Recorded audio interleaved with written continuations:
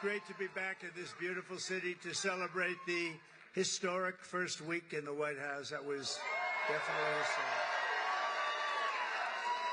And I had a lot of help in winning. Joe Lombardo, your governor, is here someplace. Where's Joe? Thank you, Joe. You're looking good, Joe. Thank you very much. What a group. But look at who you have next to you. How can you fail with that guy?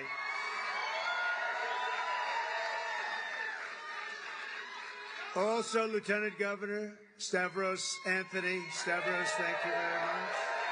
Thank you very much. Where are you? There you are, Stavros. You're very good. Is he doing a good job, Joe? I think so, huh? He's all right. Nevada GOP Chair Michael McDonald.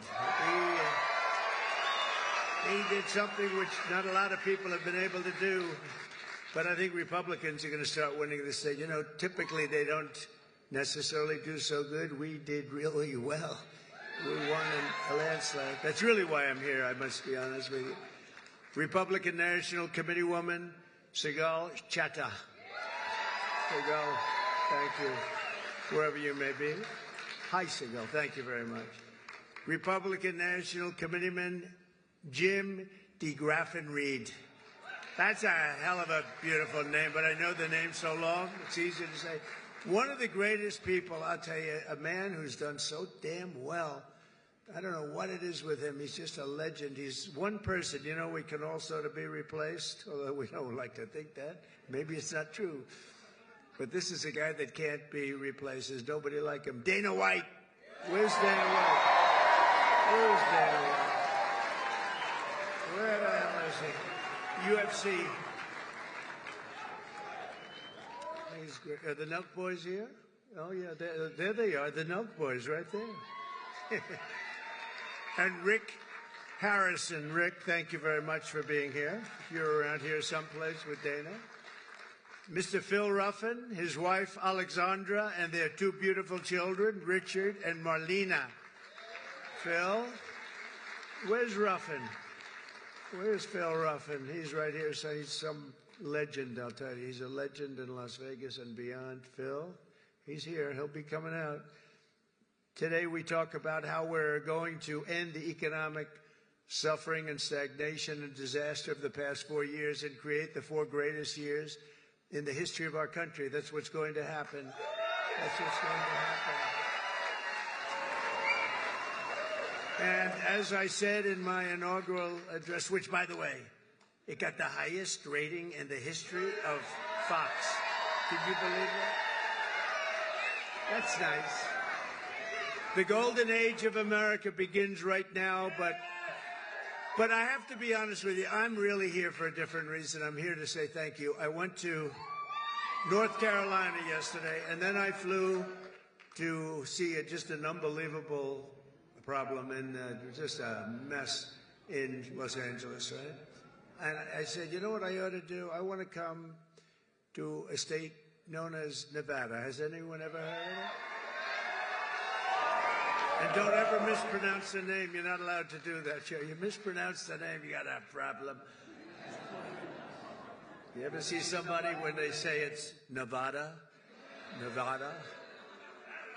No, they're in deep trouble. I want to come to Nevada to pay my respects because this is the only Republican win of this state in decades, and it was a very big landslide. So. But I think Republicans are going to win a lot now. But we had a big win, and it was an early win, and that was a bad signal for the Democrats. They heard that we were leading so big here, and Joe helped us so much, and a lot of people in this room helped us a lot. Special group. And so I said, you know what I'll do? We're going to fly around it. And I said, let's fly right over it. Let's land, and I'll do something, and I'll just say it. But I want to say it, and I'm almost saying it right here for the media. I just came here because I wanted to thank the people of Nevada for giving us such a big win.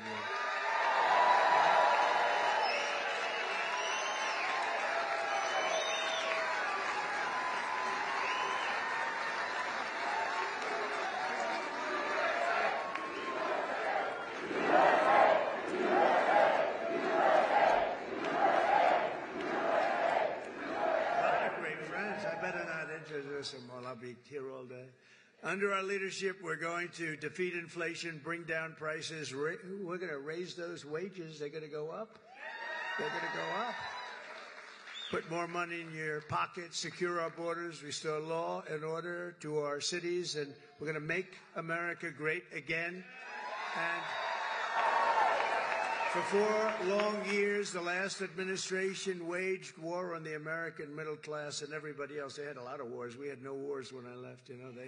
We defeated ISIS, and we stayed out. Nobody wanted to mess with us. They had a lot of wars. We're trying to put them out. We'll get them put out. Don't worry, we'll get them put out. We were headed to World War III. I'm telling you, we would have had problems like you wouldn't believe. They shut down American energy, buried you in crippling regulation, imposed hidden taxes, and spent trillions and trillions of dollars on waste, corruption, and radical left lunacy. These were lunatics. The result was the most brutal inflation in a half a century, perhaps ever, in this country. I think ever. And soaring prices for food, groceries, and other household goods. The people of Nevada are now paying nearly $1,200 per month more to make ends meet since I left office. Think of that, $1,200 at least. But since I became the 47th president at noon on Monday, I've been moving with urgency and historic speed to fix every single calamity of the Biden administration that they've created. And this week alone, I took nearly 350 executive actions to reverse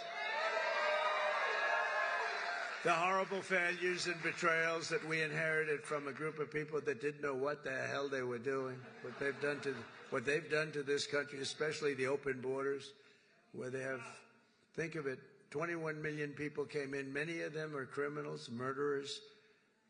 Well, we're getting them out. You see it. You see it yesterday, first day.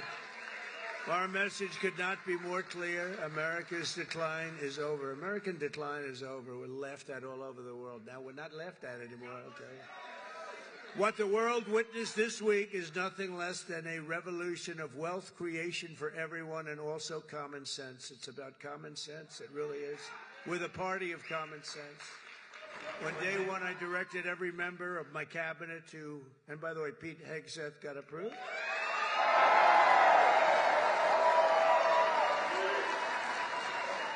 And Kristi Noem just got approved, Governor. She's going to keep it.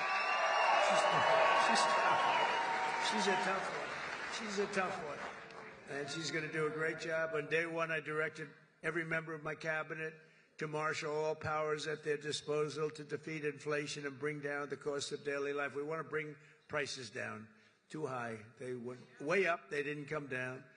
I imposed a federal hiring freeze, a federal regulation freeze, a foreign aid freeze. Oh, that's a nice one.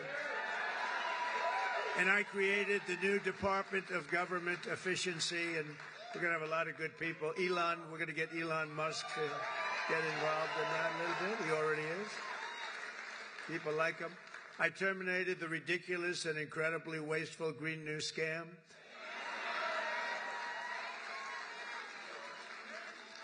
Wasn't the environment supposed to eat us up like in 12 years? But that was like 13 years ago. What happened?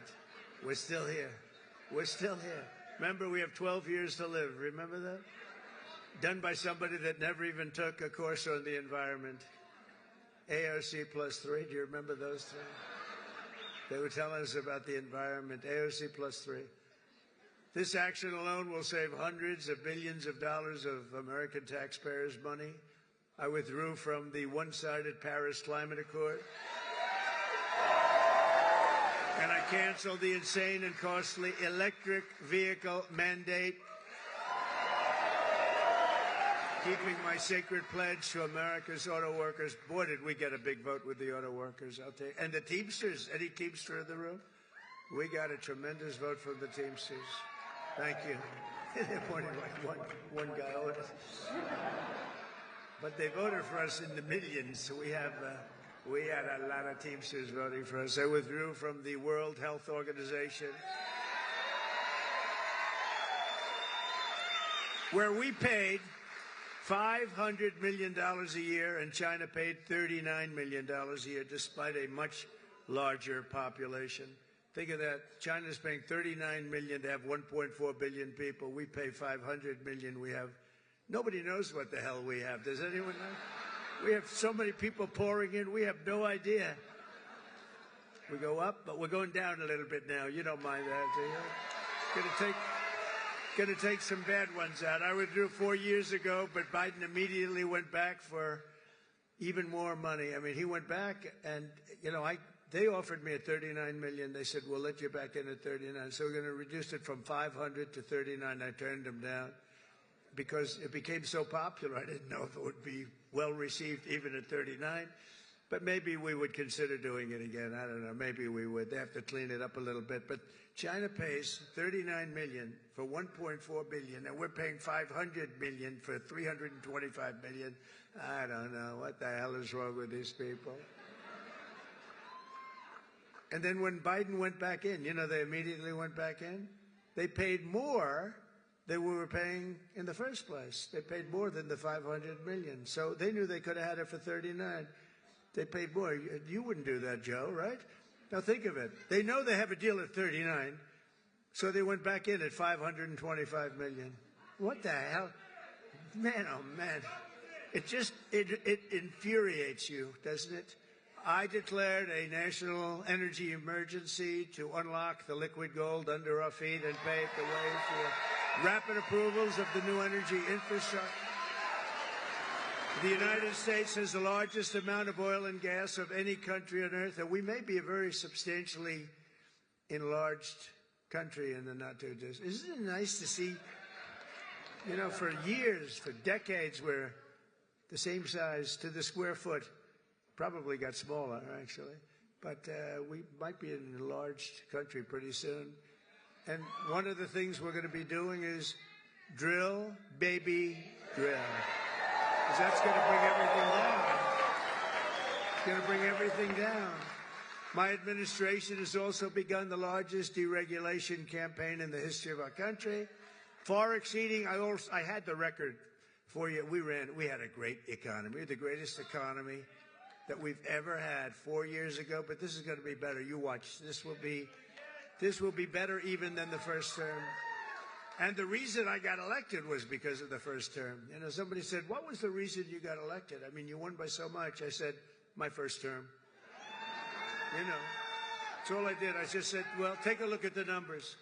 Take a look at the numbers. In total, the Biden administration imposed $50,000 in additional regulation costs on the average American. I mean, think of this. The average American was paying much more than $50,000. And, just think of it. Nobody can even believe the numbers. I promised to eliminate 10 old regulations for every new regulation. So if we put in a regulation, we have to get rid of 10. That's what I did. I did it 1 in 7. We're going to do 1 in 10 this time, which will soon put many thousands of dollars back into your pockets, in the pockets of American families. As a result of the reforms, we've just begun to implement economic confidence, and it's soaring. So this week, Oracle, OpenAI, and SoftBank announced Stargate, a $500 billion investment in AI infrastructure, which is going to be very big for Nevada, I have to tell you, the largest in history, and which will create an estimated 100,000 American jobs. Saudi Arabia just said that they're going to invest at least $600 billion. This is because of the election, by the way.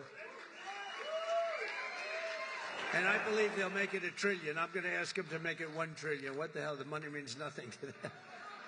You know where they made their money? From liquid gold, right? They got a lot of liquid gold. We have more. We have more than Saudi Arabia. They've got a lot. We've got more. We got more than anybody. We just don't use it because of the environment. These people are crazy.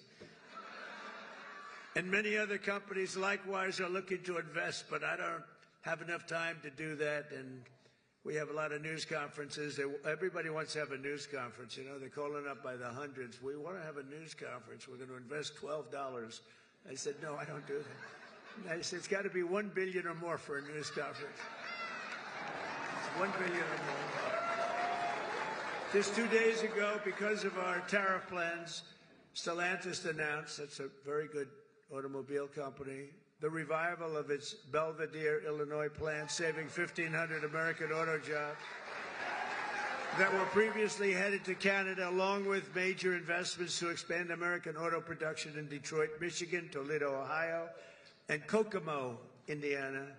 Good place. All of these investments are happening only because of our historic victory. And if we didn't win, it'd be just the opposite. They're pulling out. They were pulling out. They were really pulling out. So they would be withdrawing money. Our country was on the verge of some of the very bad things, and bad things were happening. And now there's light not only over America. I've heard it from even our enemies. They call up and they say, "Sir, we hate you. We do hate you, but there's light over the world right now." They hate me. Some of them hate me. If they liked me, you got a problem, right? They like Sleepy Joe. What's not to like? You know, they'd call up. It's funny. I was told today by one of the big leaders of the world, would call for a telephone call with the President of the United States a year ago. And they'd say, "We'd like to speak with, who is this?" It's the head of Germany, the head of, name it, the head of France, the name of any country, it didn't matter. He would never pick up the call. They'd say, "He'll call you back in 2 months." 2 months. He has his schedule. He's extremely busy sleeping. No. Macron of France, he'll call you back in 2 months. So 2 months comes along and there's no call. They say, "He didn't call." The stories are, I mean, these stories are not very exaggerated. I want to tell you, they're a little bit for laughter, but, you know, it's only for laughter. The fake news will say, "Oh, he exaggerated. It was only 1 month, you know." But he'll say, "Call you back," and then he'd never call, and then they could never get him on the phone. And the problem I have is that when I speak to and I speak to them immediately, they'll say, "Could we speak to the president? Would that be possible? We could do it anytime over the next month." They're so used to this, right? I say, "No, I'll pick it up right now." Is he on the phone? "Yeah, hello, how you doing?" That's what, you know, get it over with, right? Get it over with. The only problem, they were so starved for love from the United States, I cannot get them off the phone. I can't get people, if you can't, I say, "I have to go now, King," or "I have to go now, President." But you can't get them off the phone. They're starved for love. You know, for years they haven't spoken. They didn't even know we had a president, if you want to know. But under our leadership, America is back open for business, and it's really a big deal. It's really a big deal. And they have, though. They said, you know, there's like a light all over the world now. It's not just here. We feel a light over our country. Everyone does. But there's a light all over the world. We've accomplished more in 1 week than other administrations have accomplished in 4 years, and we're just getting started. We got rid of the woke. We got rid of the woke crap. What a lot of stuff.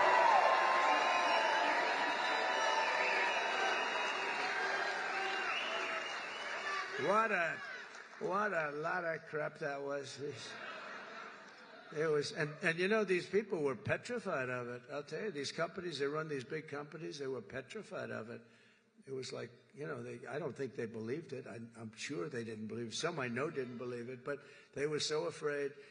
Near the top of the agenda for our historic Republican majorities in Congress is to pass a massive tax cut for American workers and families. Last year, we campaigned across the country on a pledge that I'm sure most of you didn't hear too much about. Pledge to take the Trump tax cuts and make them permanent, and that's exactly what we're doing. In the coming weeks, I'll be working with Congress to get a bill on my desk that cuts taxes for workers, families, small businesses, and very importantly, keeps my promise for a thing called, and I know you didn't hear anything about this, and I'm sure it had no influence on the state, the fact that we won this crazy, massive majority, a state that hadn't been won by a Republican in decades. But I'm sure you haven't heard, but we're going to get it for you. No tax on tips. No tax on tips.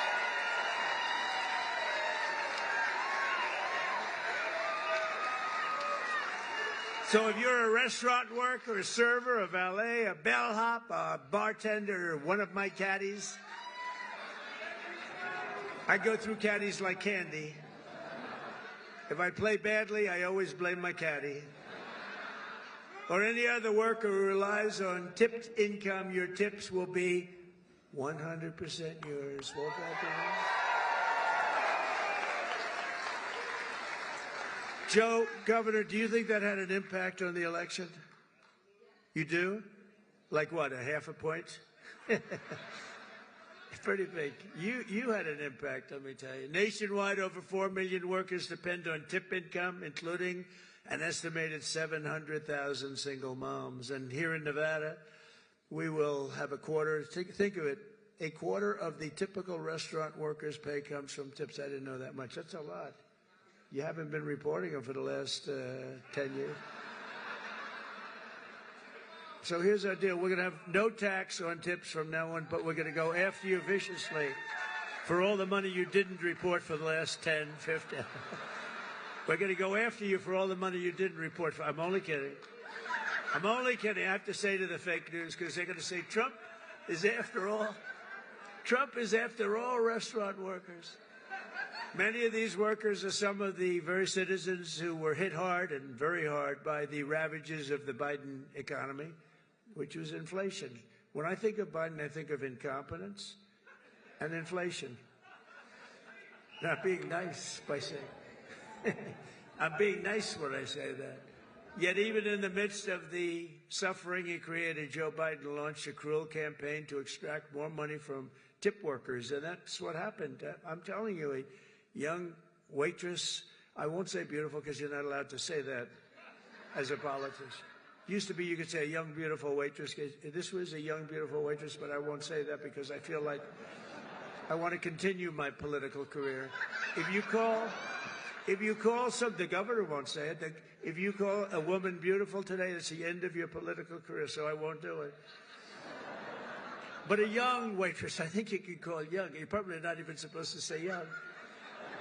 Probably supposed to say a waitress.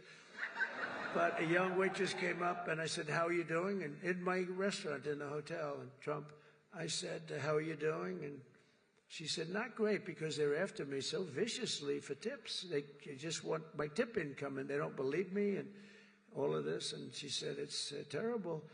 You know, sir, you should have no tax on tips. I said, what? She said, what'd you just say? No tax on tips. That was about the amount of my consultation. It's true. No tax. I said, what did you just say? Say those words again. Sir, no tax on tips. I said, thank you very much. You just won the election.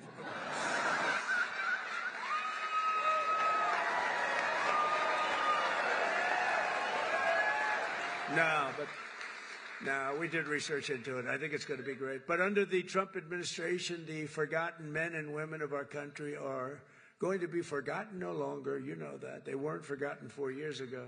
On day one, I immediately halted the hiring of any new IRS agents. You know, they hired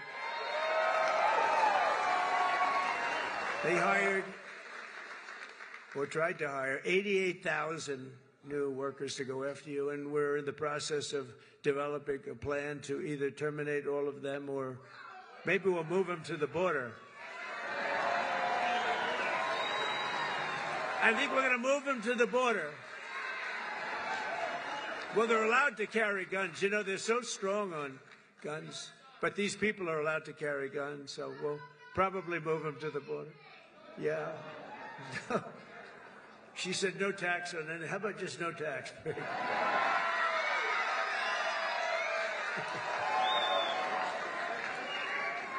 could do that. You know, if the tariffs work out like I think, a thing like that could happen if you want to know the truth.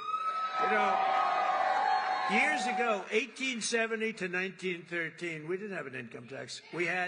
What we had is tariffs, where foreign countries came in and they stole our jobs, they stole our companies, they stole our product, they ripped us off. And, you know, they used to do numbers, and then we went to a tariff system, and the tariff system made so much money. It was when we were the richest, from 1870 to 1913. Then we brilliantly came in with an income tax. No, we don't want others to pay. Let's have our people pay.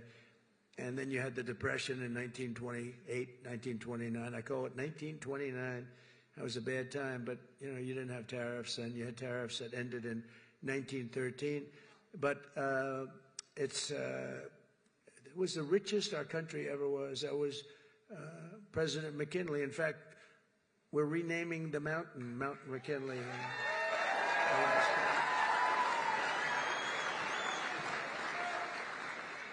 You know what else we're renaming? We're renaming the Gulf of Mexico into the Gulf of America.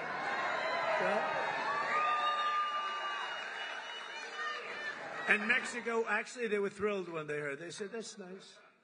A few months from now, when I sign our tax cut into law, we're going to deliver for the tip-earning men and women who make it all work. I mean, it's going to be something very special, I think, for you. It's going to be a big difference.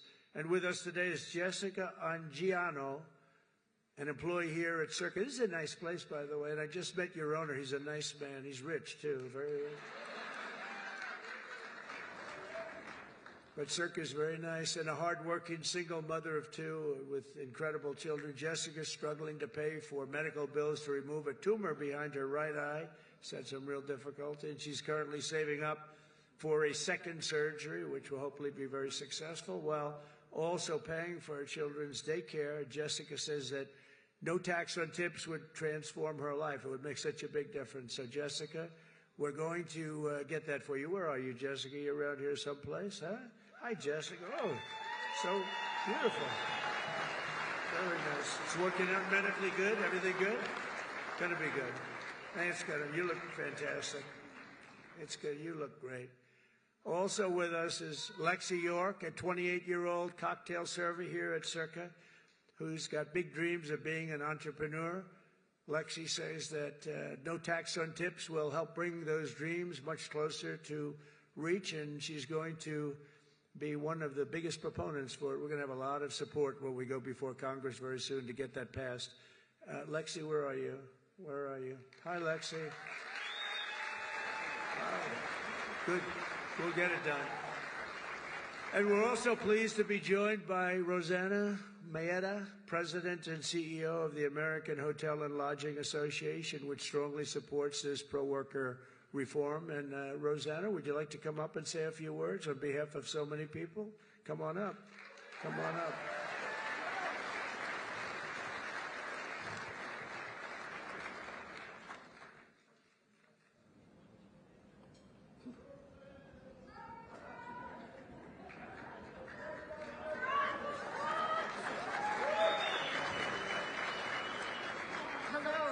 Mr. President, on behalf of the American Hotel and Lodging Association, I'm so honored to be here today.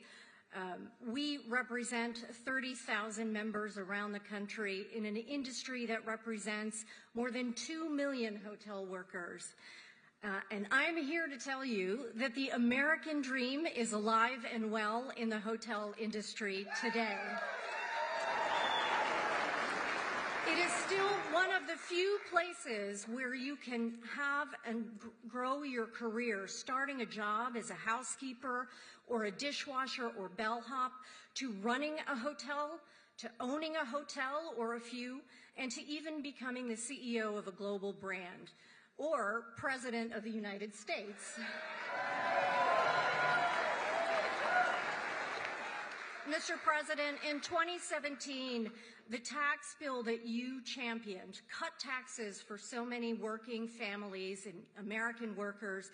It helped small businesses, hotel owners in our country who make up the majority of the industry reinvest in the economy, spurring jobs and growing and strengthening the economy. And the no tax on tips builds on that momentum, and so we are so excited to support you in that effort. That's why we're here today. We stand with you to urge Congress to pass this proposal so that more than the 800,000 hotel workers who benefit from these from tips, many who are here in the room today, representing all types of jobs, from restaurant workers to housekeepers to bellhops and so many others, can take home more of the pay that they earn every day. So thank you for having us and for promoting this proposal.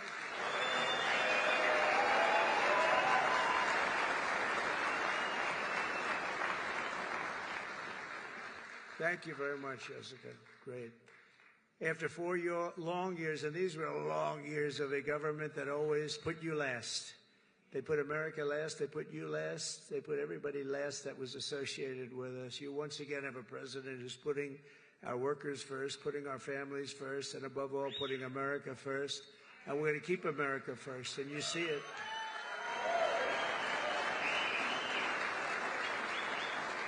We're restoring our prosperity. We're restoring our borders. We're restoring our strength, our dignity, and our pride. We've been hurt badly by this group of people. This group of people, they didn't have a clue what the hell was happening. It's so disgraceful that they were allowed to do it. But quite honestly, we're restoring our country. Within hours of taking the oath of office, I declared a national emergency at our southern border. I sent active duty troops to the border to help repel the invasion. Tom Homan is leading the charge, you know that. We like Tom Homan, right? Doing a great job. We immediately halted all illegal entry and began sending every border trespasser and violator back to the places from which they came. I signed an order that will designate the cartels as foreign terrorist organizations.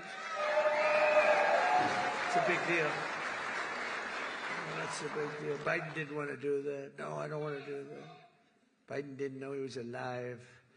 He didn't want to do it. He didn't want to do that. I always wanted to do it, you know. I mean, think of it. Is that a terrorist organization or what? And we began to leverage the full and immense power of federal government and state government and enforcement to eliminate the presence of all foreign gangs and criminal networks bringing devastating crime to American soil. And we don't allow people to enter our country and to dump their prisons into the United States of America anymore. When we see that, our people are instructed to do whatever they have to do. They can do whatever the hell they want to do. Throughout this week, the heroes of ICE have been hunting down and arresting hundreds of illegal alien criminals.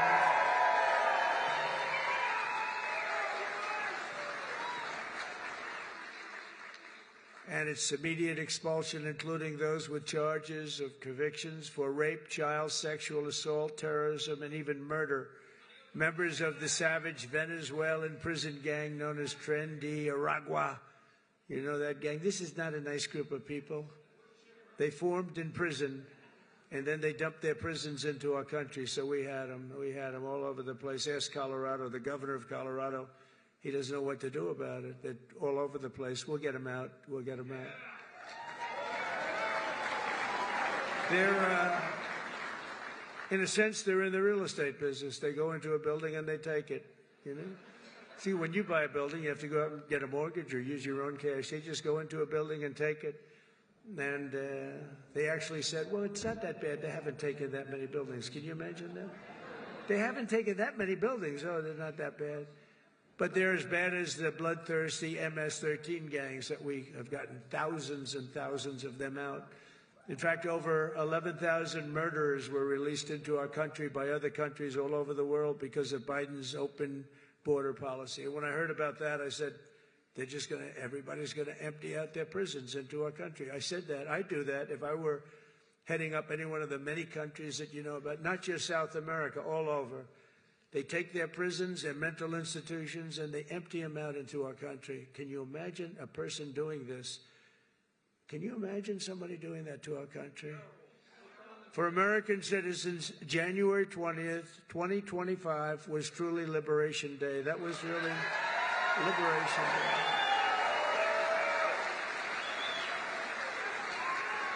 This week, I also signed an order to end the weaponization of our government against American people and political people like me. We never had a thing like that. He went after his political opponent. Who would have thought he helped me? I think he helped me get elected, Joe. You want to know the truth? I became much more popular. I'm the only guy that ever became more popular when something like that happened. But these guys were just so inept. We had the guy deranged Jack Smith. Deranged. He was a deranged human being. But they thought this way Biden could sneak by and he could win an election, another cheating in another election. That's what it was. But we won. We won. You think that was fun? You think that was easy? It wasn't fun. and investigate all of the abuses of power. I pardoned hundreds of political prisoners who had been viciously persecuted by the Biden regime.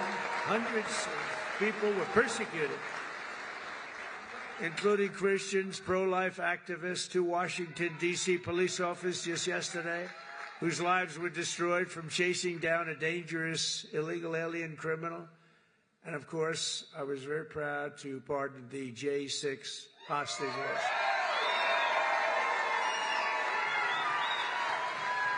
Once and for all, I stopped government censorship, and we brought back free speech in America. We brought it back. We did more in this last week. People can't even believe it.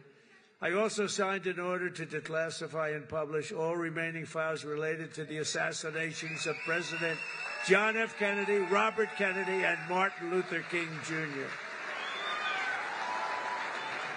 I signed an order that will end all of the lawless diversity, equity, and inclusion nonsense all across the government and the private sector.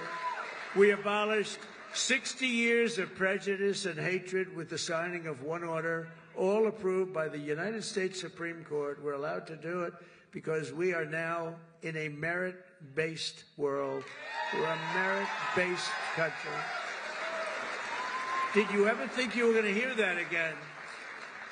It's based on merit. If you've got the talent, if you've got the work, the ethic, the whole thing, it's based now on, it's not based on any other thing. It's based on merit. It's based on your capability. The United States has now become, again, a meritocracy. Isn't that a beautiful word, a meritocracy?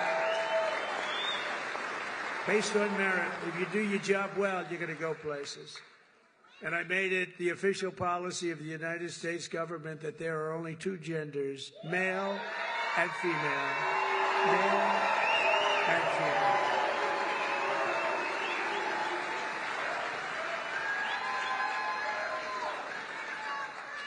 Every single day of my term, we're living by the motto, promises made, promises kept. I kept my promises. It's why we won.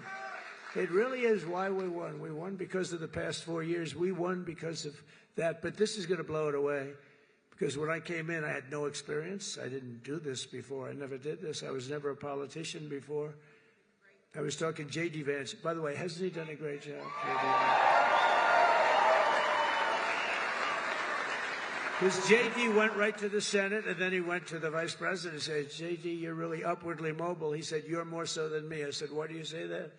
He said, you went from being a real estate developer to the president. That's a pretty big, I never thought of it that way. I guess I'm the most upwardly mobile politician in history.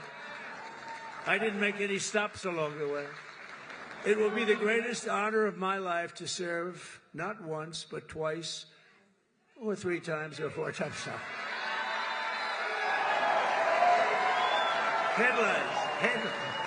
Headlines from the fake news.